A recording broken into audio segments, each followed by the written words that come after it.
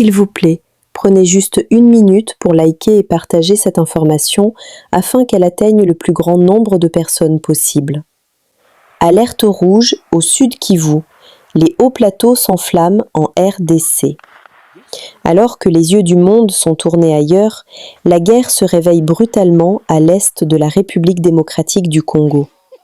Entre le 1er et le 3 juin 2026, les armes ont recommencé à tonner sur les hauts plateaux de Fizi et de Mwenga, plongeant la province du Sud Kivu dans une angoisse totale. Sur le terrain, la situation explose. Les forces de la coalition de l'armée nationale, FARDC, et les jeunes patriotes font face à de violents affrontements contre la coalition du M23/RDF, l'armée rwandaise, et la milice Twirwaneho. 5 zones stratégiques majeures sont aujourd'hui devenues des théâtres de guerre. Minembwe, Kalingi, Madegu, Mikenge et Kakenge. Le plus grand paradoxe, cette nouvelle flambée de violence éclate au moment même où les diplomates multipliaient les promesses de paix à Doha, Washington et Luanda sous la médiation de l'Angola. Sur le papier, des accords de cessez-le-feu étaient signés, mais dans la réalité, c'est le chaos le plus total. Aujourd'hui, la société civile tire la sonnette d'alarme et craint une catastrophe humanitaire sans précédent dans cette région déjà meurtrie par des décennies de conflits.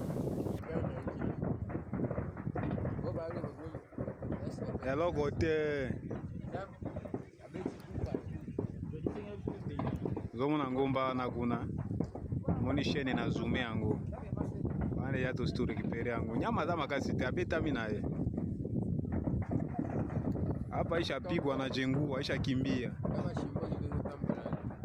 Nyama na jengua deja. Pika OK. OK. Lima force. Bien.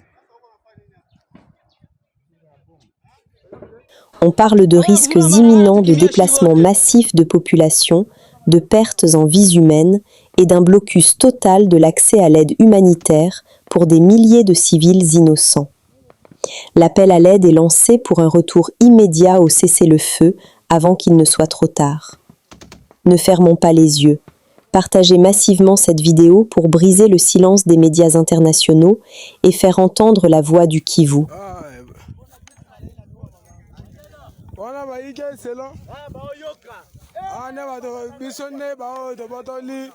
Les militaires Tutsis rwandais et les Tutsis ougandais continuent à agresser et attaquer la République démocratique du Congo.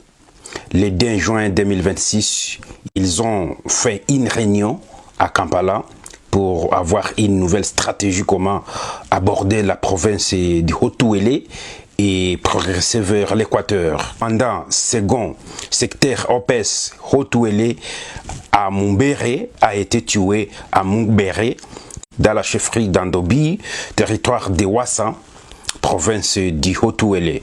Mais l'homme reste patriote, il a aimé le pays. Beni est sous contrôle des forces armées de la République démocratique du Congo. Beni est contrôlé 100% par les forces armées de la République démocratique du Congo. Les Congolais de Bunia, les Congolais de Mumbere, les Congolais de Wassa, les Congolais de Durba se posent cette question. Je voulais juste terminer avec un mot sur l'extermination du peuple nandais à Beni. On a mentionné Beni ce matin. L'objectif de cette campagne, c'est de s'emparer de la terre et de l'exploiter. Je termine avec une citation de Jean Jaurès, son discours à la jeunesse en juillet 1903. Le courage, c'est de chercher la vérité, c'est de ne pas subir la loi du mensonge triomphant qui passe et de ne pas faire écho aux applaudissements imbéciles et aux huées fanatiques. Merci. Biso société civile force vive ya Grand Kivu tolobi boy. Bino ba député à Grand Kivu. Topekisi bino ko participer lisusu na biloko ya Tshisekedi ya référendum. Oyo akomeka ko participer à partir ya lelo. Aye bake akotikala jamais ko piétiner soit koya susu na Grand Kivu awate. Parce que plat wana eza plat diabolique ya Tshisekedi ya kokabola mboka na biso Congo. Tolobi boy, soki bokoti lisusu na ba biloko na bino wana référendum, boya kozwa ba famille na bino, bozwa mapango na bino, bokende nango na République ya Tshisekedi. Biso population toyebisi bino boy, bosala net ba député ya Ensemble pour la République. Basi ba boy biloko ya Tshisekedi ya ko changer constitution. Bino pe bosala bongo. Bosala pe lokola ba député ya Nojek. Bango pe ba boy biloko ya Tshisekedi azolinga changer constitution po atikala na pouvoir libéral. Alors que bino moko bomoni ndenge mboka na biso ekomi tribalisme moyete. Peuple azo souffrir bitumba. Biso batu to vota bino. Bozo se soucier sous na souffrance na biso te. C'est que bokomi déjà complice na Félix Tshisekedi na bato na ye. Oyo yebi ke aza na complicité na Félix Tshisekedi te a participer susu na eloko wana te.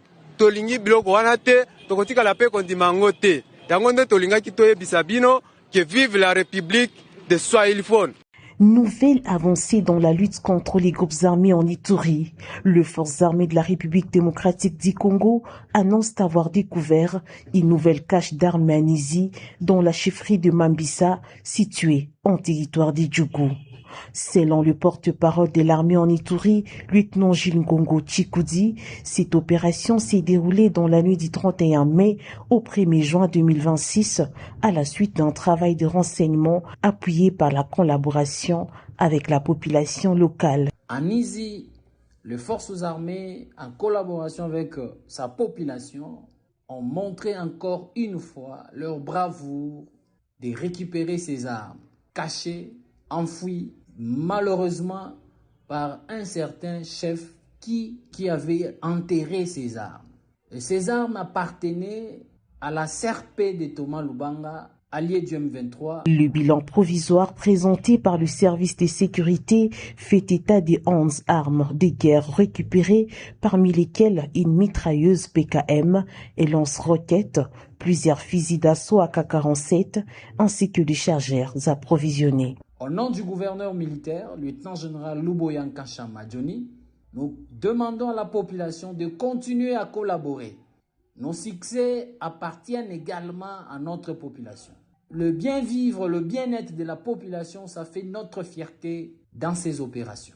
Et donc, coup de chapeau à la population de Djougou en général et en particulier de Mambisa qui continue à dénoncer où ces miliciens cachaient ces armes. Cette nouvelle découverte met une fois de plus en évidence le rôle déterminant du renseignement communautaire dans les opérations de sécurisation menées par les forces armées. À Nizi, les autorités espèrent que cette dynamique contribuera davantage à la stabilité et à la restauration de l'autorité de l'État dans cette partie de l'Ituri, a souligné le porte-parole de FARDC en Ituri. Voilà. La lingala tolobi boyi. Boyoki mikolomi baleona apesi bino. To sepeli mingi, to féliciter peuple congolais na mao oyo elekaki lobi.